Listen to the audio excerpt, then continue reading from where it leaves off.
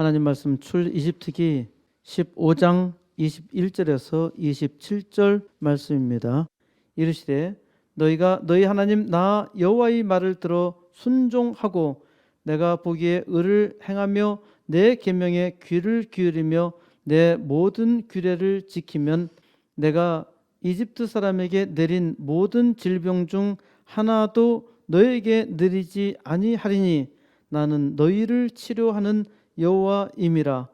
아멘. 나는 너희를 치료하는 여호와임이라.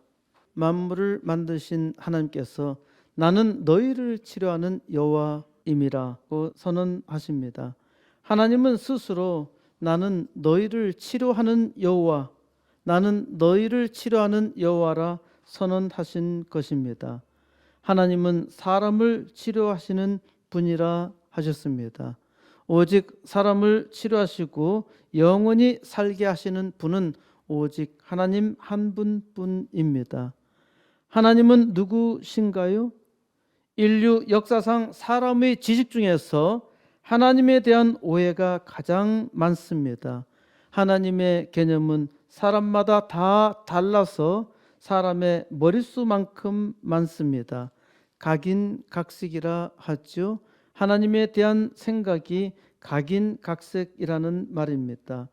여러분에게 하나님은 어떠한 분이어야 한다고 생각합니까? 제가 가장 좋아하는 하나님에 대한 칭호는 우주 만물을 만드시며 사람에게 복을 주시는 하나님입니다. 우주 만물을 만드시며 사람에게 복을 주시는 하나님이라는 말이 하나님에 대한 저의 신앙 고백입니다. 이 말에는 창세기 1장을 담고 있습니다. 창세기 1장의 대전제는 그 1장 1절에 태초에 하나님이 천지를 창조하시니라.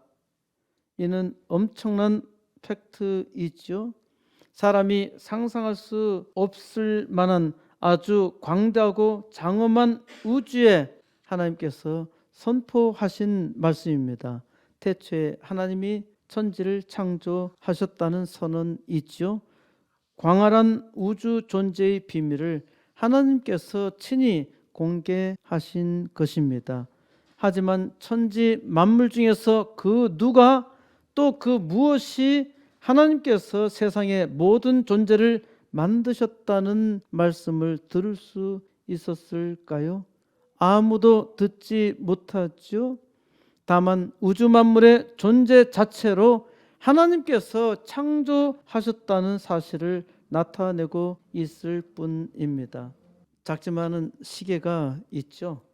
시계가 있는데 이 시계를 누가 만들었는지 아시는 분이 있으시나요? 아무도 없죠. 저도 모릅니다. 다만 확실한 사실은 누군가 이 시계를 만들었다는 사실이 있죠. 누군가 이 시계를 만들었다는 사실은 아주 분명합니다. 우연히 이 시계가 만들어진 것은 아닙니다. 시계라는 것이 무엇입니까? 시간을 보는 것. 시계를 보는 것이라고 말하는 사람은 문맹입니다. 이제 시계는 스톱워치와 알람은 기본이고 캘린더, 날씨, 이메일, 음성 레코더, 모바일 결제, 전화기까지 참 대단하지요. 여기까지만 말했다면 그것도 구버전입니다. 이제는 시계가 혈압, 심전도, 산소 포화도, 체성분 측정까지 참 대단한 일이죠. 이제는 시계가 건강 관리를 하니까 참으로 놀라운 일입니다. 대통령 후보자들이 선거 공약을 남발하고 있는데 음식점 총량제와 전 국민 100만 원씩 주겠다는 제안까지 하고 있습니다. 이런 기상천외한 발상이 먹혀 들어가고 있다는 것은 아직도 우리 국민 의식이 바닥이라는 것이죠. 여기에는 우리의 두 가지 의식이 잠재되어 있는데 첫째는 남이 잘 되면 안 된다는 것, 비슷하게 살아야 한다는 것이죠. 우리는 옷 하나 입고 다니는데도 남의 눈치를 보고 삽니다. 남과 비슷하게 입어야 한다는 것이죠.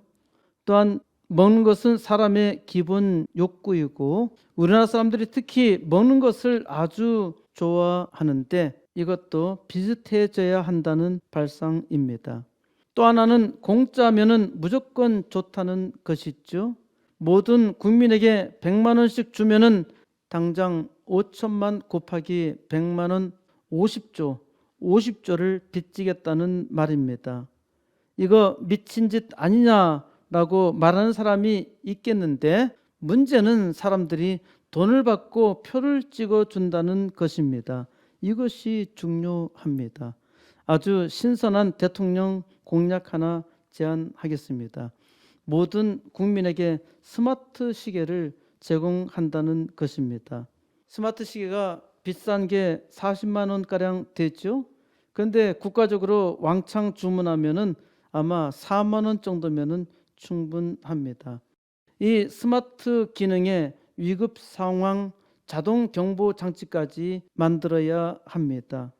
그러면은 위치 이동이나 체온이 맥박이 급격하게 변화가 일어나면은 병원이나 경찰서에 자동적으로 연락하여 호출하는 장치입니다. 이렇게 스마트 시계를 만들어 주면은 갑자기 심장사로 죽는다거나 또 범죄 사건에 대해서도 확실하게 예방할 수 있습니다.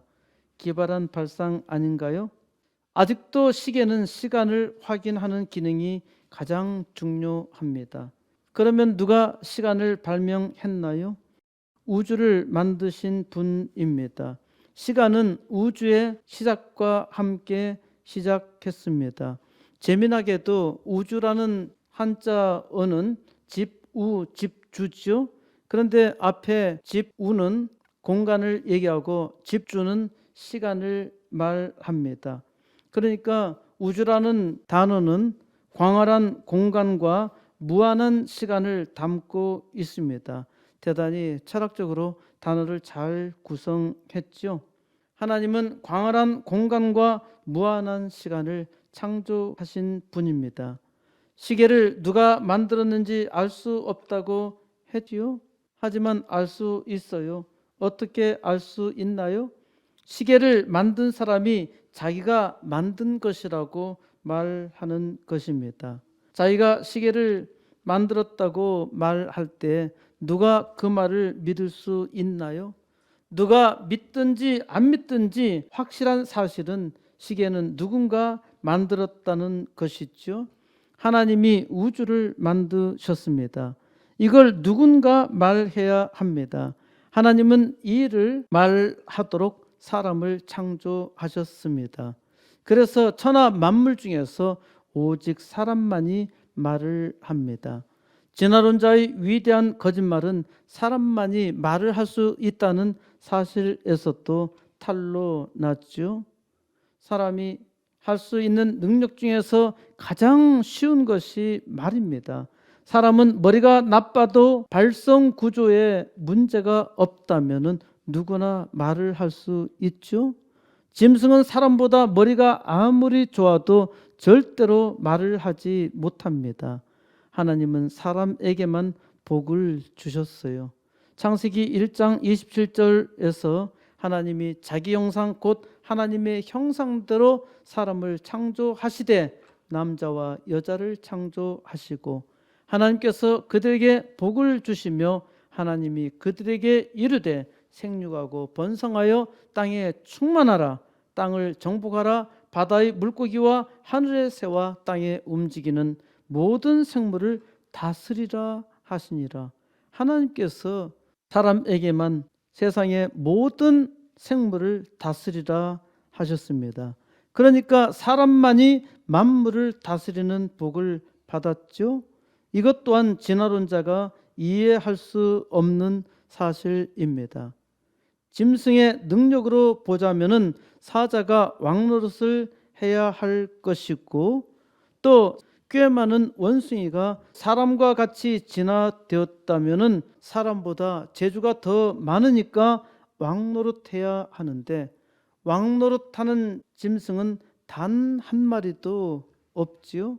무리지어 사는 짐승들 가운데서도 왕 노릇하는 짐승은 없어요. 물론 무리 중에 왕은 있지만 그 왕이 쫄병들에게 명령을 하지 못하죠. 왕은 자기의 힘을 구사할 뿐입니다. 그것은 왕이라 할 수 없어요. 그러나 사람은 아무리 어리고 부족하고 지혜가 없어도 짐승을 움직일 수 있지요. 하나님의 창조와 사람의 복에 대한 고백이 우주 만물을 만드시며 사람에게 복을 주시는 하나님입니다. 우리 교회가 코스모스 교회 아닙니까? 코스모스는 우주라는 뜻이죠.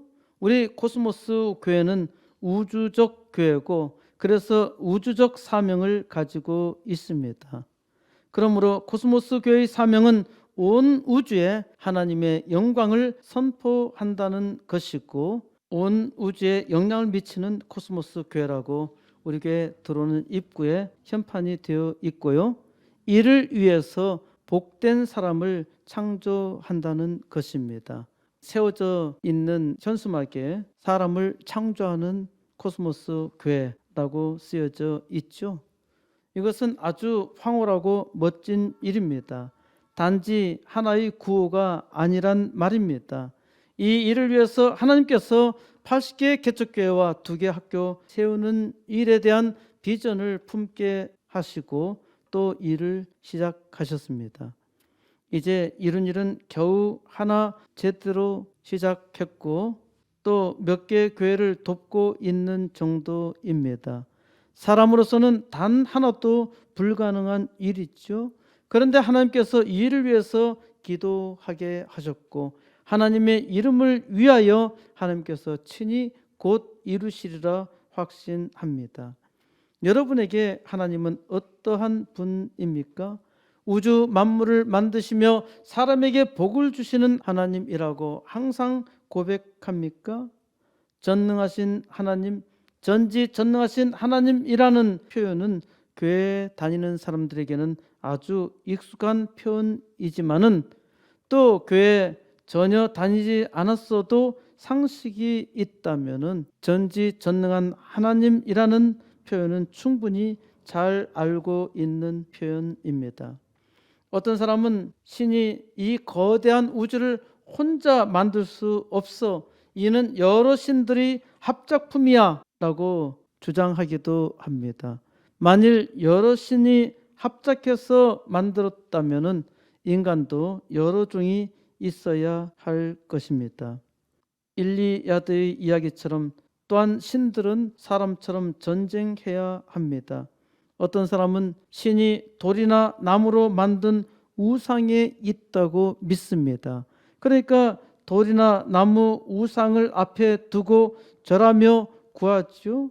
우상을 숭배하는 사람들은 아주 많아요. 어떤 이는 귀신을 신으로 섬기기도 하고 귀신의 종노릇하기도 합니다. 이는 신이 아니라 귀신 곧 악마에게 그 영혼이 사로잡혀 있는 것이니까 마귀의 소리를 하지요. 일본 천황처럼 사람을 신으로 믿고 있는 사람들도 많습니다. 인도가 지금 초비상사태라고 합니다.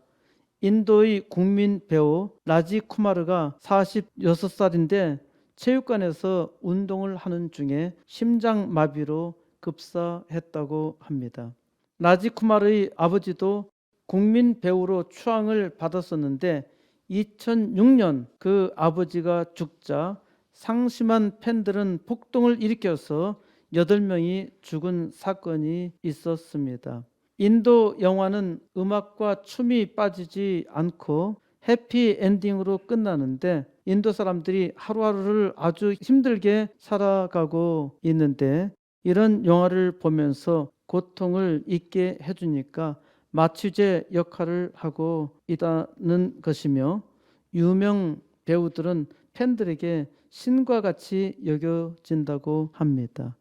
신과 같이 여김을 받는 사람들이 꽤 있지요. 세계적으로 유명한 로큰롤 가수가 극성 팬들에게는 신처럼 여겨지는데 전설적인 가수 중에서도 꽤 있어요.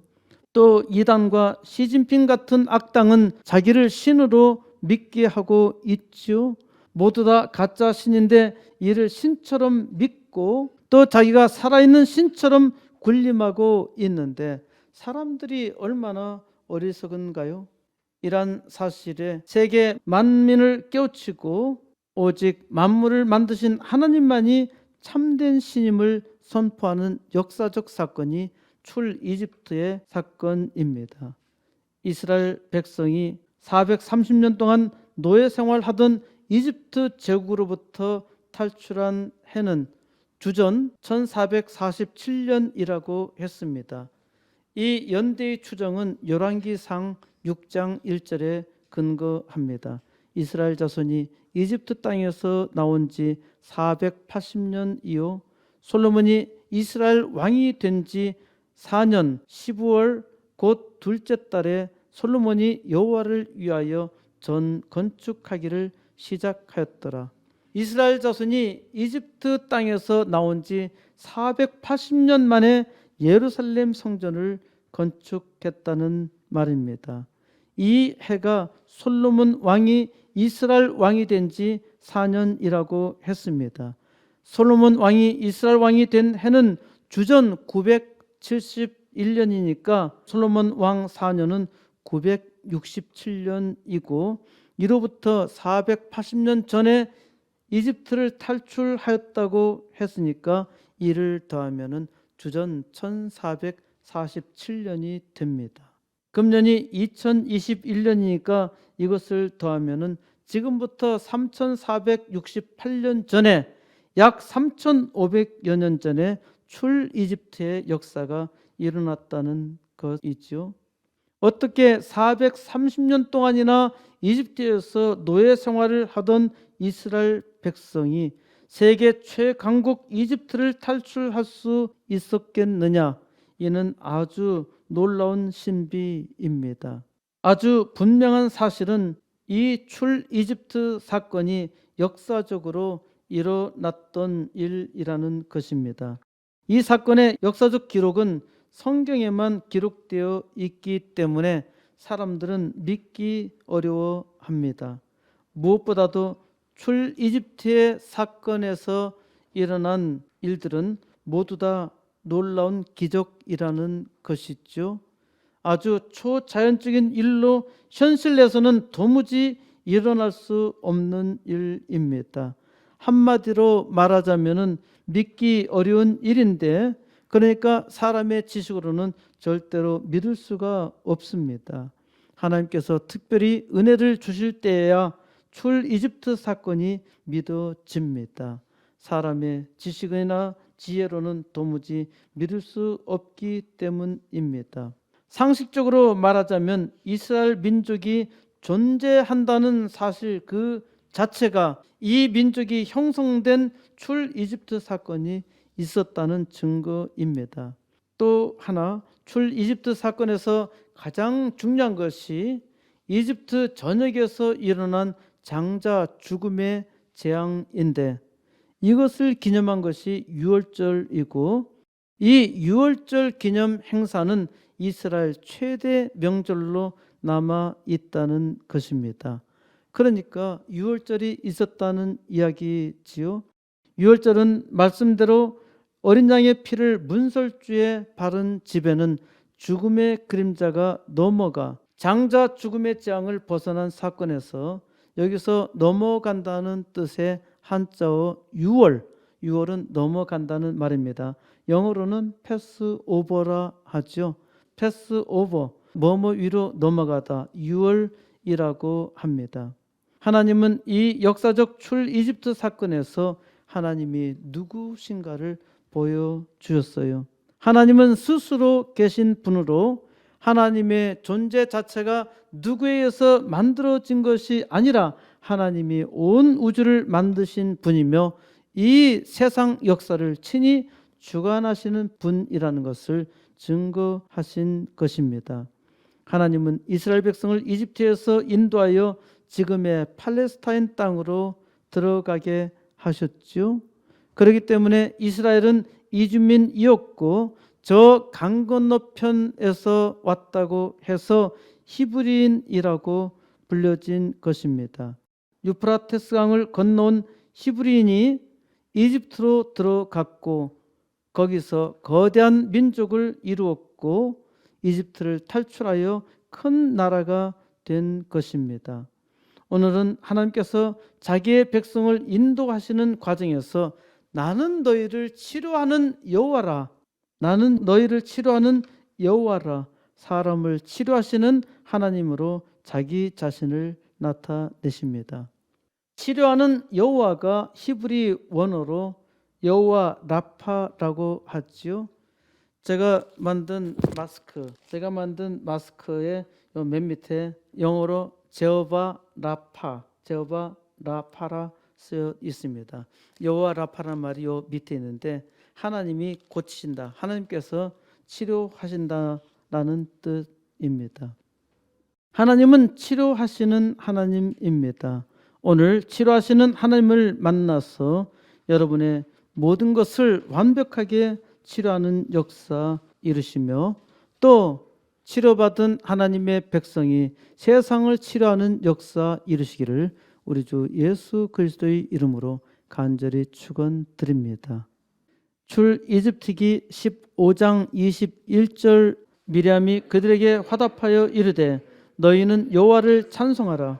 그는 높고 영화로우심이요 말과 그 탄자를 바다에 던지셨음이로다 하였더라. 미리암은 모세의 누이인데 미리암은 뭐든지 미리 아는 사람이라 해서 미리암입니다. 미리암은 여선자였는데 제가 미리암을 뭐든지 미리 아는 사람이라고 잘 기억하도록 언어 유희를 한 것인데요. 사실 미리암은 자기 동생 모세의 덕택에 여선지가 되었습니다.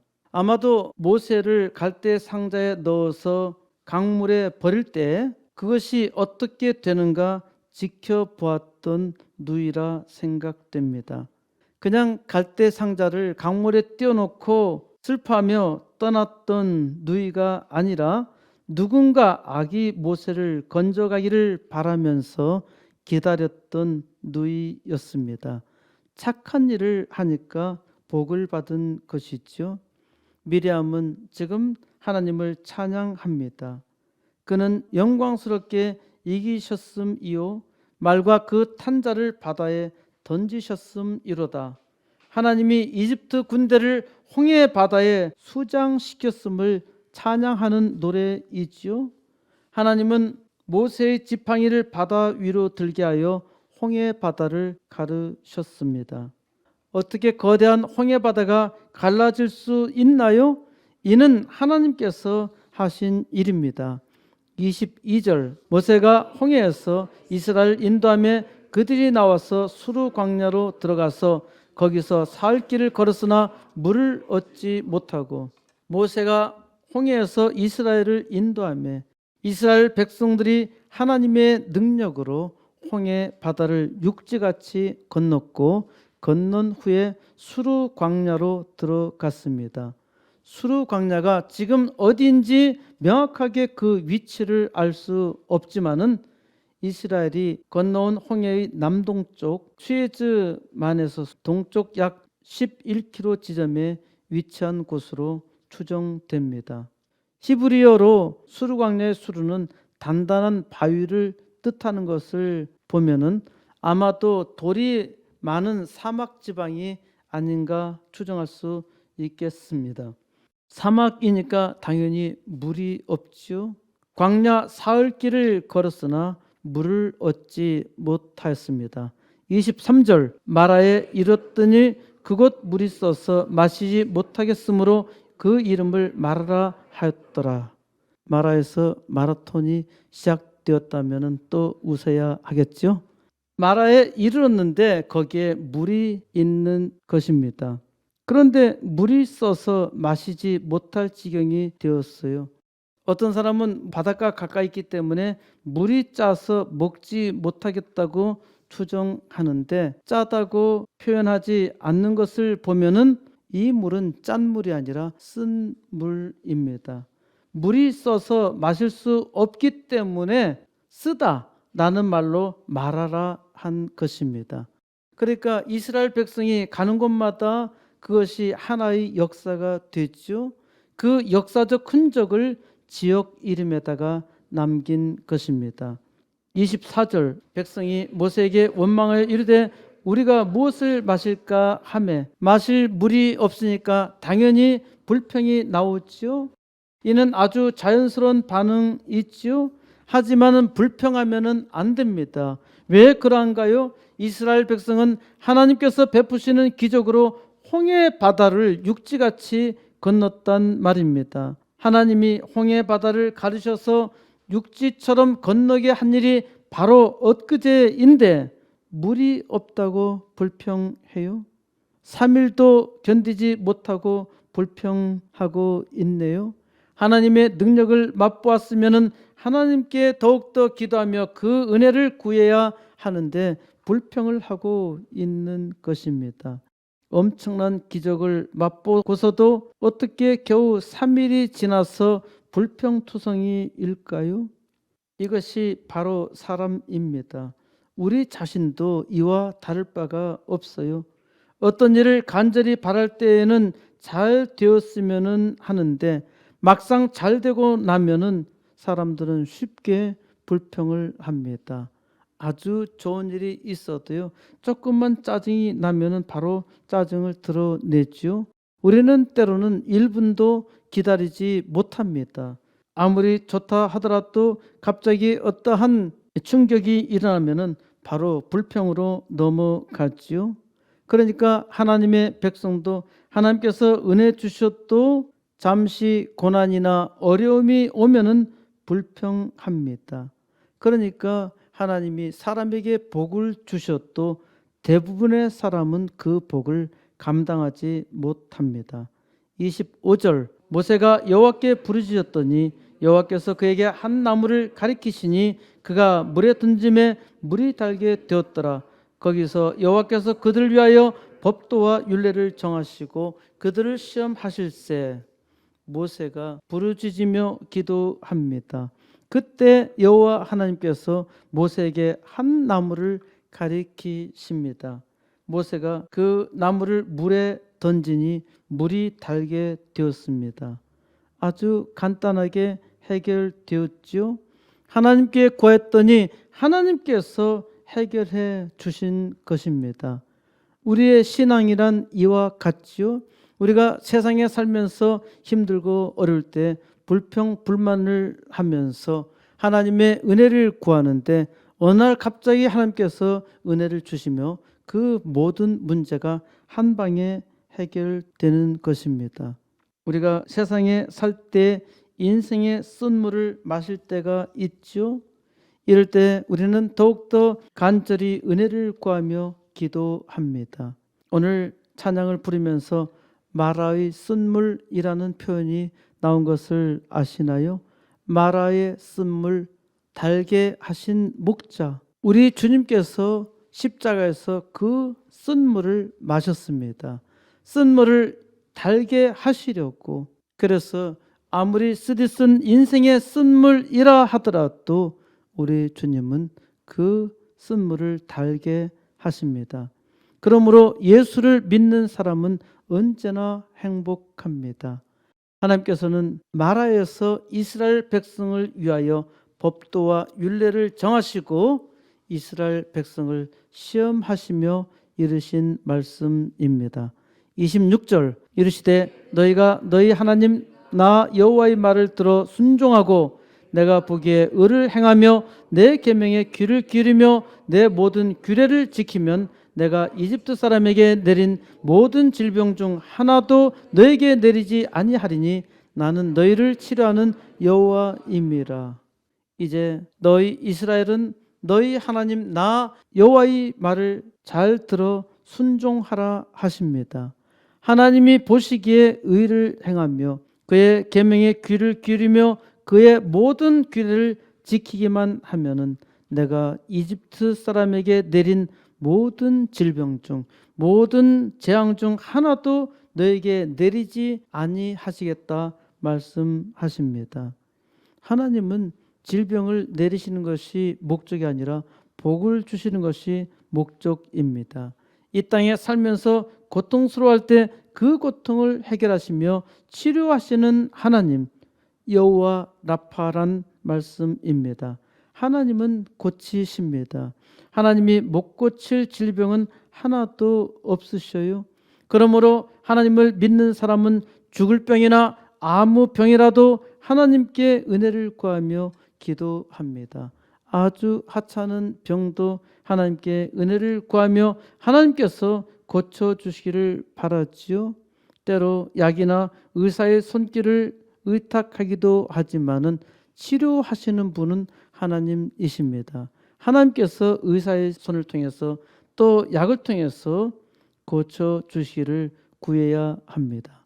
궁극적으로는 하나님께서 고치시는 것이에요.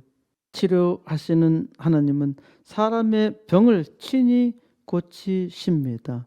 아주 심각한 병에 걸리셨습니까? 또 가족 중에서 심각한 병에 걸려서 고통이고 고민입니까? 하나님을 믿고 기도하세요. 치료하시는 하나님이 못 고치실 질병은 없습니다. 다만 이 세상에 우리 육신의 몸은 반드시 한 번은 떠나야 합니다. 세상에 살면서 누구든지 병들어 세상을 떠날 수 있어요. 그러니 하나님을 잘 믿고 세상에 사는 동안 아주 건강하게 살도록 구해야 합니다. 사람은 다시 하나님의 은혜로 영생의 부활을 하게 된다는 것을 믿어야 합니다. 때가 이르면 하나님께서 죽은 사람 모두 다 다시 살리시며 영원히 살게 하십니다. 27절 그들이 엘림에 이르니 거기에 물샘 12과 종려나무 70그루가 있는지라 거기서 그들이 그 물 곁에 장막을 치니라. 엘림은 마라의 남쪽 10km 지점에 있는 곳으로 추정됩니다. 엘림은 상수리 나무라는 뜻인데 상수리 나무는 참나무라고도 하지요. 그러니까 여기에 참나무가 많이 있었던 것으로 보이며 그래서 비가 자주 왔던 곳이고 샘도 상당히 많았을 것이라 생각할 수 있습니다. 그러니 이스라엘 백성이 도착한 당시에 엘림은 물샘 12개와 종려나무 70그루가 있었습니다. 종려나무는 야자수입니다. 여기에 야자수가 많이 있었다는 것은 이스라엘 백성에게 이 광야 지방에서 사막 지방에서 상당한 안식처가 되었다는 것을 말하지요. 하나님께서 이스라엘 백성에게 여기 엘림에서 안식을 주신 것입니다. 엘림에서 하나님께서 잠시 안식을 주셨지만은 여기가 이스라엘 백성이 계속 살아야 할 장소는 아닙니다. 하나님께서 이스라엘 백성을 약속한 땅인 가나안 땅으로 인도하시는 과정에서 엘림에서 잠시 휴식하고 있는 것입니다. 이 마라의 쓴물을 경험한 이스라엘 백성에게 하나님은 치료하시는 하나님이라는 것을 선언하십니다. 너희를 치료하는 여호와임이라. 나는 너희를 치료하는 여호와임이라. 하나님은 치료자이심을 선포합니다.